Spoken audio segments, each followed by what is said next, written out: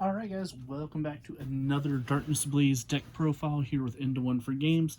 If you haven't already seen our Arceus Dialga, Palkia, and Zacian video profile, you might want to check that out. We are getting ready to run our trial series here, where we will be, playing these decks against each other, and just because of scheduling and things, we weren't able to film that before the deck profiles, and we kind of want some new content out, so we said, you know what, let's go ahead and put the deck profiles out, that way you can see what we were working with, and know kind of how our gameplay plans are going to work. Also, kind of new in this session, with social distancing and in general, people's schedules kind of hard to get together. We're looking for other YouTubers and other Twitch streamers who might be interested in doing some webcam games, as kind of like a cross promotion. We are looking for people that are 18 and over right now, just to make sure that we don't have any issues with people being minors with anybody. But yeah, so if that's something that interests you, go ahead and message the channel. One of us, probably myself, will get back to you, because I'm the one holding all the decks right now, and we'll try to set up at least one time where we can figure out what our connections are looking like, and then possibly and then go from there and set up a time where we can actually sit down and play. We do kind of ask for like content of video that you're either playing kind of like an established deck that people are going to know, or you've got a well-developed rogue idea where, you're looking to test it out. If you are a Twitch streamer and you're looking to take us up on it and be able to live stream your Twitch at the same time, just give us some heads up as to what you want to do. We have something like 8 decks we're working through. So, if you're looking for specific content, just ask. We probably have it. Alright, so without further ado, we are going to go ahead and do our Eternatus VMax deck profile. This is kind of the big boy of the set, so going to try to be in-depth, give you some ideas, give you some starting points. One thing I like to point out is I'm the one who puts these decks together, and a lot of times I look at lists from Japan, lists from other streamers, and I kind of just add some personal touches to it. So if it does feel like, did you see this on somebody else's channel? Yep, probably saw it somewhere else and changed a few cards for personal preference, or just because I felt something else worked better. I like to think of my skill for deck building to be adding text and making small tweaks to things versus coming up with skeletons. So, if you do notice something where you're like, I see some overlap, it's not that we just go and grab other people's decks and throw them up without any thought. We don't like to do that. We like to kind of say, okay, let's see, what can we change, what can we fix up, is this a good starting point, and go from there. So first off, we have 4 Eternatus V. This guy comes in with 220 hit points, and he has an energy assist attack for 30 damage. I always kind of forget, this guy lets you go ahead and attach a dark energy from your hand to one of your bench Pokemon, and then you have Dynamax Cannon, that if your opponent's Pokemon is a VMax, it does 140 damage for 4 energy. This is actually not the best starter in the deck. You don't want to start this guy. The health on your Eternatus VMax is going to be what affects a lot of your match outcomes. And in this particular version, we're not running any healing options for Eternatus. So the less damage you get while you are Eternatus V is the more health you have as Eternatus VMax, as obvious as that sounds. Next up, the thing that kind of makes this whole deck seem worthwhile in the long run is Eternatus VMax. So Eternatus VMax has a whopping 340 hit points and the ability Infinity Zone. If you have 5 dark Pokemon in play, you may now have 8 Pokemon, but you cannot play non-dark Pokemon. This ability is very reminiscent of Skyfield, and it makes the whole deck kind of feel reminiscent of Turbo Rayquaza back in the Roaring Skies formats. So, it's same idea. You're trying to ramp up damage. You cap out at 270 damage without anything like Zigzagoon pings or anything that you find that you want to put in here to alter the damage. you know, this guy is probably why tag teams are going to largely drop out of the format. For 2 energy, he's taking down every tag team with ease except for Arceus Dog excuse me. And even those are 1 Zigzagoon ping away. Common ruling question people are having a lot. What happens if you lose Infinity Zone? You're going to have to go down to 5 Pokemon, so be careful as you're filling up those 8 bench slots to make sure you've dedicated a spot to a second Eternatus VMax. It's something I've seen with a lot on stream games where people are testing out these decks, and not that they're misplaying so much, but they're not able to get an Eternatus VMax secured, and they risk losing a lot of bench Pokemon. And with how few, you have no Pokemon recovery in this deck, so yeah, that can be problematic if you lose your bench. So you always want 2 spots for Eternatus, but yeah, that's kind of where we go there. Another card that makes this deck great is you've got 4 copies of Crobat V, 180 hit points. He has Night Asset. You get draw to, you have 6 cards in hand, and you can only use 1 Night Asset a turn. It's great for consistency. There are going to be games where you're looking at your hand and you're going, well, I don't really want to research Crobat. So maybe I just need to bench one even though I'm not drawing cards off of it. Or I'm going to bench it and I'm not going to Night Asset yet because I want to draw with research and I don't want to risk discarding, important things. So I'm going to just get the damage modifier on there. So, it's kind of a versatile card. It's interesting. Its attack is really lackluster. It's a dark and a colorless for 70, and it poisons the defending Pokemon. I hadn't even looked at it to know what it did. That's how awesome that attack is. It's got a single colorless retreat cost, which is fine. We do have some copies of Air Balloon in here, so you can use that as a way to pivot out of your Crobats. It does...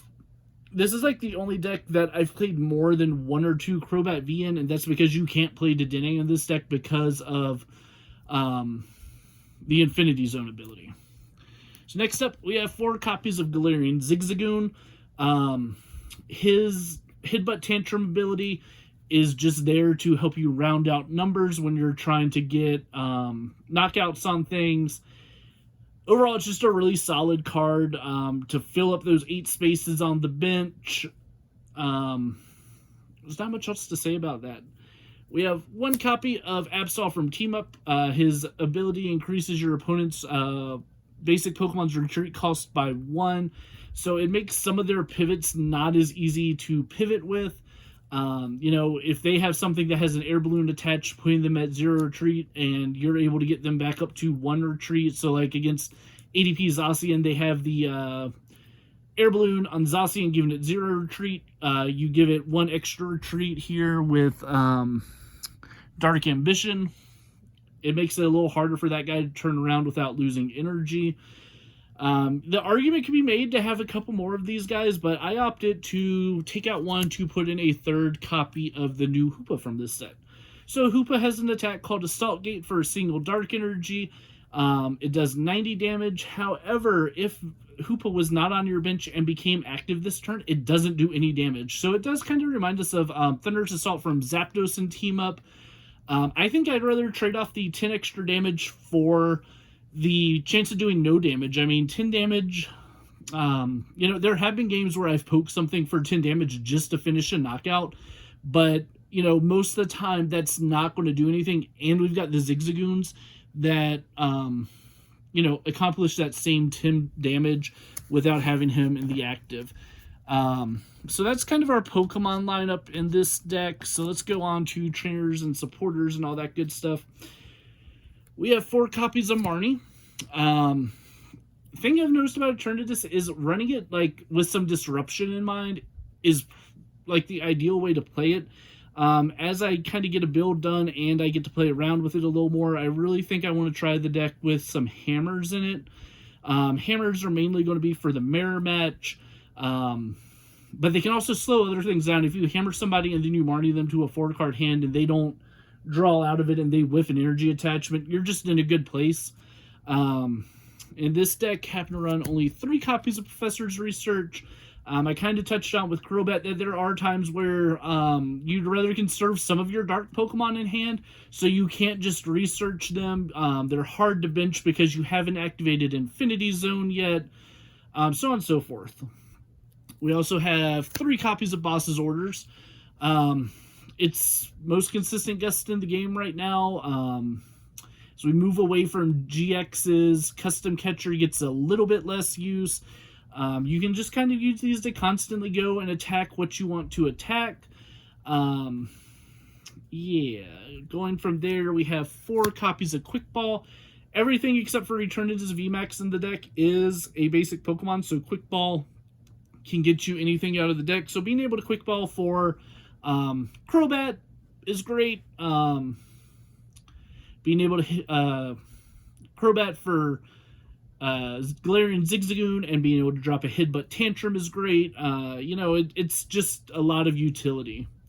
Next up, we have 3 copies of Great Ball. You can look at the top 7 cards and add any Pokemon from your hand into those 7 cards into your hand. This is really your big way to be able to get to Eternatus without investing anything else.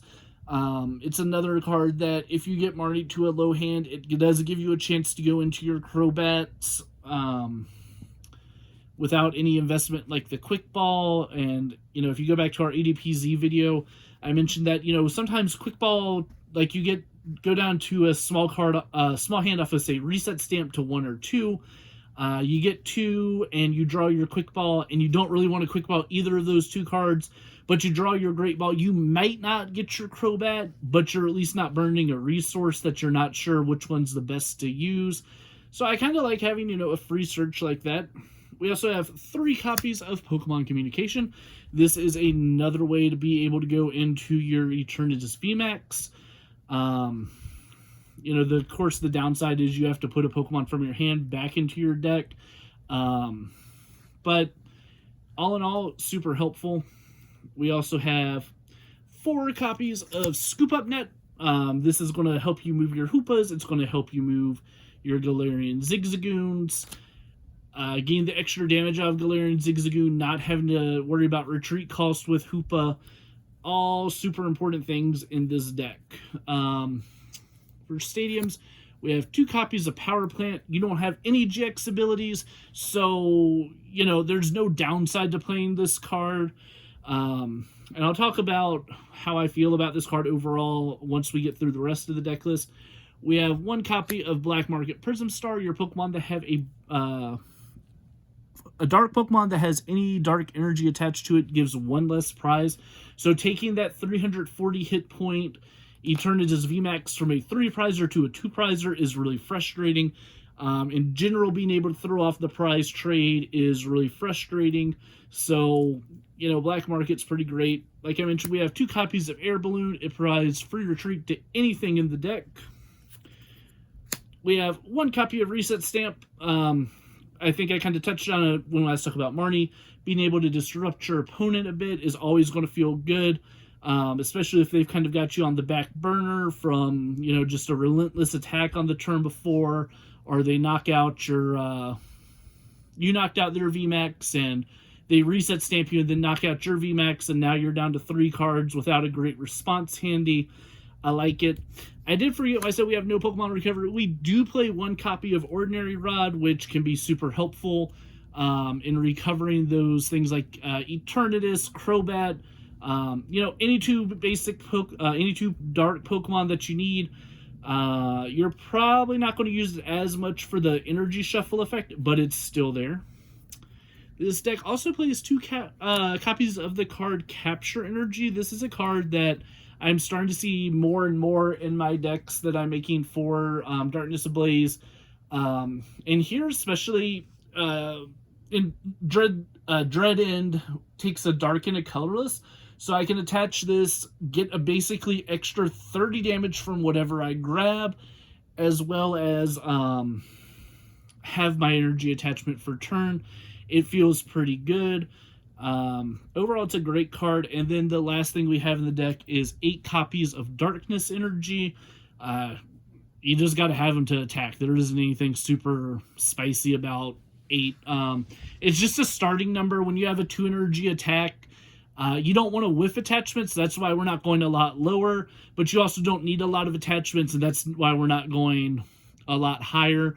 I've seen some decks play around with like 6 copies of it, and as I talk about what would I change about the list right now, that'll be something that we're also talking about. So, how can you make it your own? How can you make it unique? How can you make it special?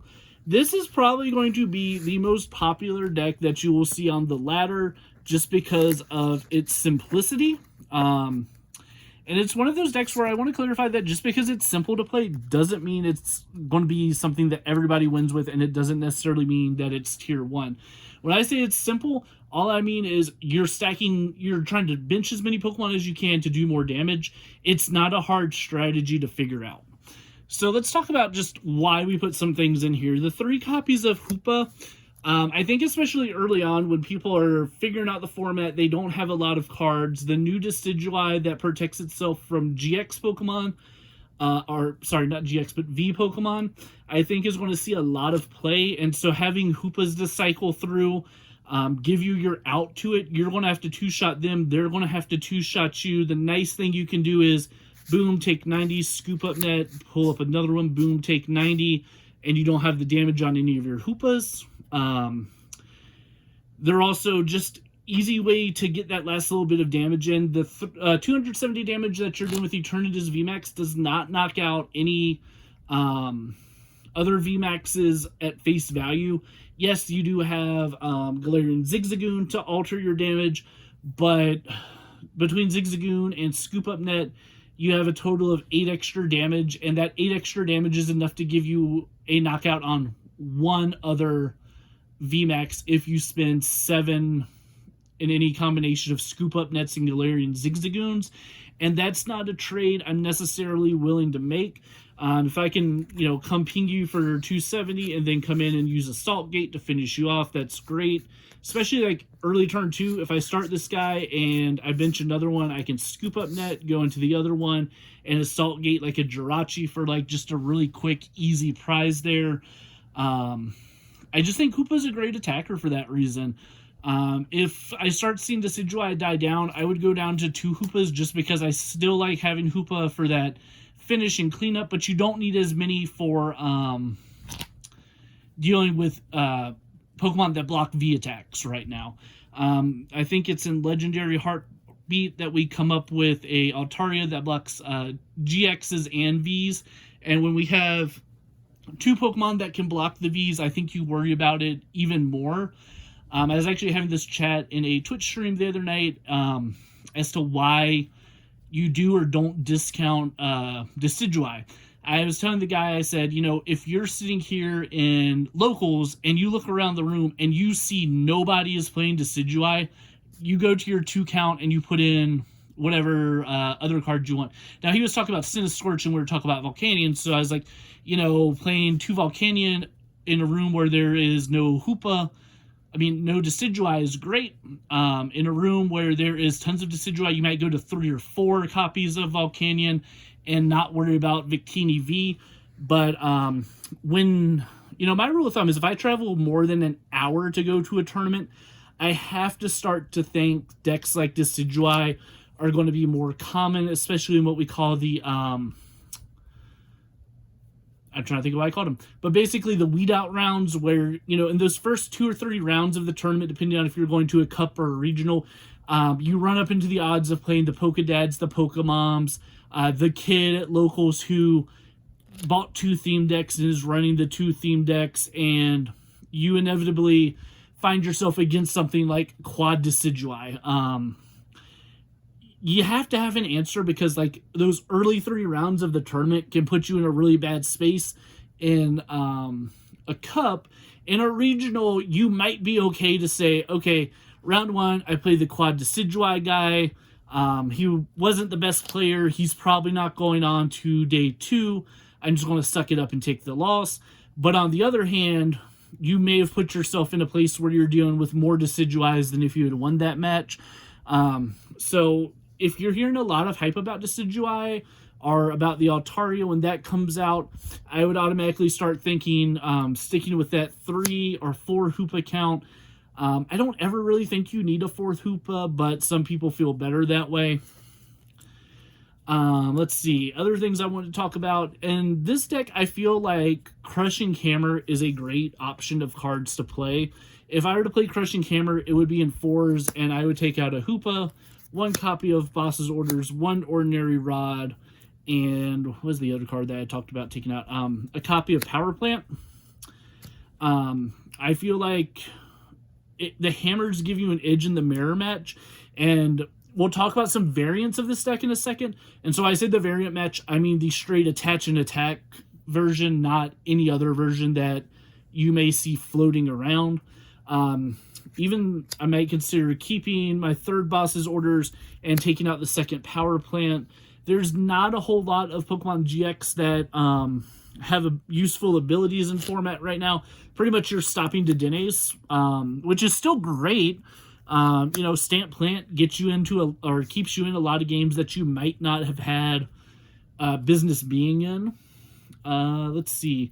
The other thing that I've thought about doing with this deck list is taking 2 of my Dark Energy and making them Hide Energy. That basically gives Dark Pokemon free retreat cost. Don't hate it, don't love it, but at the same time, right now we're just going for consistent builds, and that's why we went with the 8 Dark Energy as it is. So, in terms of how can you change this deck so that you're not just let me attach and attack, you're not going to change it but so much. This deck doesn't have alternate win cons. What you'll notice as you start watching people play and put some time into testing with these decks is if this deck whiffs energy attachments, it falls behind fast and it falls behind hard. So many decks right now have easy 1 and 2 energy attack cost requirements. And that's problematic if you aren't keeping your attachments and they are. And that's one reason why like Hide Energy wasn't right away an easy inclusion, because Dragapult still playing Giratina with the discard special energy. You'll see when I get to our Dragapult deck profile that I still think the deck can be viable. I don't think in like the early few weeks of the format, Dragapult is as viable because of this guy. And it will kind of depend on, does this guy sit on top of everything? And if he does, you can't take, in a 5-round tournament, you can't take 2 rounds of bad matchups.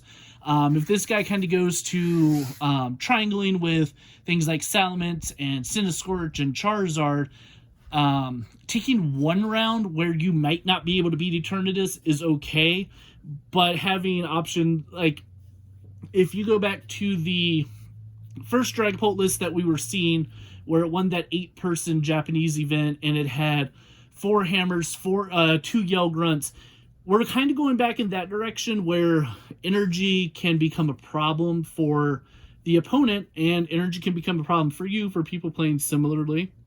So one way you can change this is you can look at things like Weavile with the inclusion of Red and Blue Tag Team Supporter, where you can discard 2 cards to evolve one of your Pokemon into a GX and accelerate 2 energy.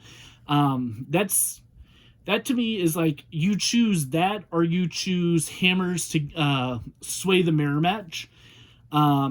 Against the hammers version, you're saying, okay, I'm going to value turboing some energy out over disrupting your energy, which is fine. Or if you're playing hammers, you're saying, I'm going to just keep guesting up those Weaviles, and your energy is not going to stay on the field because of my knockouts. You've got some options. In a build like that, I feel like you can also start to run some Mallow and Lanas as healing options. And I think that's okay. So I really think like if you're deciding between like which version of it you want to play, this right here to me is like the super aggressive. I just want consistency. I'm not worried about being fancy. I know my league only has like some kids that are going to be playing like bare basic decks where I don't have to worry about going up into an Eternatus mirror match. From here, I think you can go to, like I said, the Hammers version where you're saying, I'm going to give up some disruption, some consistency possibly to try to outdo you. I'm going to take your energy off the field in a mirror match. Like I said, you taking energy off their field and them not taking energy off your field can give you the edge in that your Eternatus gets to attack on turn 2 and theirs doesn't. And then, like I said, there's the Weavile GX build where you can start putting in some of the Darkness tag teams like Greninja Zoroark. You can toss in Mega Sableye Tyranitar. And like with Mega Sableye Tyranitar, you can kind of focus on that Greedy Crush attack. With Greninja Zoroark, just trying to get some extra damage out. But I do feel like if you're going to go heavy into those tag teams, you definitely want a couple copies of Hide Energy. And the thing that I like to point out about Hide Energy is Weavile does say that it can only move basic Dark Energy. So be careful where you attach that Hide Energy. Like saving it for your Tyranitars is going to be important. Saving it for Greninja is kind of important. So, you know, try some stuff out. See what you like. You know, the pros of this deck is it's super fast. It doesn't have a hard counter deck right now. There are no fighting decks where you just say, oh, wow, I just plow through you and I win. I was running numbers the other night trying to think about, is there a fighting Pokemon that consistently and easily beats this? And I couldn't. Like, the closest thing I was looking at was Phalanx. Phalanx, when you have a full bench, is going to do 150 damage, doubles up to 300. You don't hit 340. You throw on a Vitality Band. It now hits 160, doubles up to 320. You don't hit. You play Martial Arts Dojo. You're now hitting it if you have the Vitality Band and 5 Phalanx Pokemon on the bench and a basic Fighting Energy on your baby Phalanx. That's a lot to ask for, especially if you're only playing one Martial Arts Dojo. I feel like in this case, if you're going to try the Phalanx approach, you can justify the second Martial Arts Dojo just because, you know, hitting the big number is there. And as I'm saying this, I really can't remember off the top of my head, and I should have looked before the video, if Fading Dojo rotates. If it does rotate, I'm going to put like an addendum at the notes of the video saying, sorry, I messed up. But yeah, it's weird because everything that can consistently one-shot this is going to struggle against how fast this is. Even talking the Phalanx deck, this deck on turn 2 hitting for 270 isn't unreasonable. You may not go straight for the 270, especially if you're playing something like Phalanx, because you don't need it. So you might just say, okay, I'm going to prioritize 2 Eternatus VMax and my 3 Hoopas and 2 Galarian Zigzagoons, and that's going to give me enough damage to hit 180 consistently. And the only thing I'm not one-shotting is the Phalanx V. And then when I need to do that, I can just drop 1 or 2 more Dark Pokemon, depending on how many Phalanx they have on the, or Phalanx Vs they have to reduce the damage for. So overall, like I said, I think this is a strong deck. One thing that I see as a weakness for this deck is one of its greatest strengths, and I'll point it out real quick, and then we'll kind of close out our discussion here. This guy right here, Crobat V. Arceus Dialga Palkia Zacian is still a great deck, and cards like Crobat V and Dedenne are what keep it a good deck. That 180 hit points is bulkier than Dedenne's 160, but it doesn't save it from any of ADPZ's attackers. And if I'm playing ADPZ, I'm going to leave this guy alone, and I'm going 3 bosses on your Crobat, or I'm going, you know, 1 boss and 1 great catcher to get your Dedenne and your Crobat with Altered Creation. You know, this deck doesn't play a way to accelerate prize taking, so in the best way that I can see it, sorry, I was just running the numbers there in my head, is you get 3 prizes against my ADP. I come back, I take 3 prizes against your Crobat. You come back, you take 3 prizes against my Zacian. I come back and take my next 3 prizes off your Dedenne or Crobat. And I've still at 1 prize, and you've lost the game. So, you know, it is something to think about. Like, and that's not a hard check to this deck, because, like I said, on the turn, like, if you know they're about to pull off an alternate creation on their next turn, it is very likely, very true to say, I'm going to commit all 8 of my Pokemon to the field, plus a Zigzagoon Ping, to just take care of your Arceus Dialga Palkia and put you back 2 energy attachments. So, like I said, it's not a hard counter, and you have an answer for that deck and just being faster than they are. All right, well, you know, I realize I've been talking for almost half an hour about this deck, and I hope you kind of get why that it's going to be a big player in the format. I'll try to get the description updated with the deck list. By the time we get to testing grounds, are there any changes that will be done? Maybe. I talked about everything that I would personally change, and it'll probably kind of come from me solitaring with myself over the next week and a half before we sit down and do our trial series. So, you know, it just is what it is. So anyway, as we wrap up, what decks are you guys looking forward to in Darkness Ablaze? Right now, my goal is to get all the V and VMax based decks, their deck profiles done first. The only exception to that being Greedent, just because I really like Greedent and it's silly. Then after that, I know I've had a couple requests to show off Mad Party as a deck. If you guys know of a list for Mad Party that I can use as kind of a starting point, please leave it in the comments, because it would help me.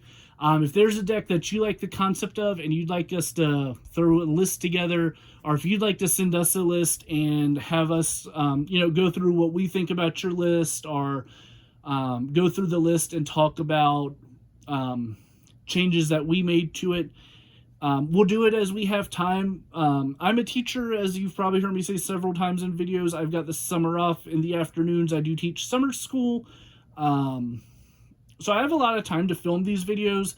And like I said, probably in the next 4 or 5 days, I will be out of our current decks.